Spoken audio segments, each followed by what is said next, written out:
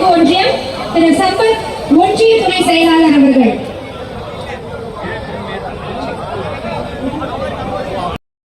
மேலாக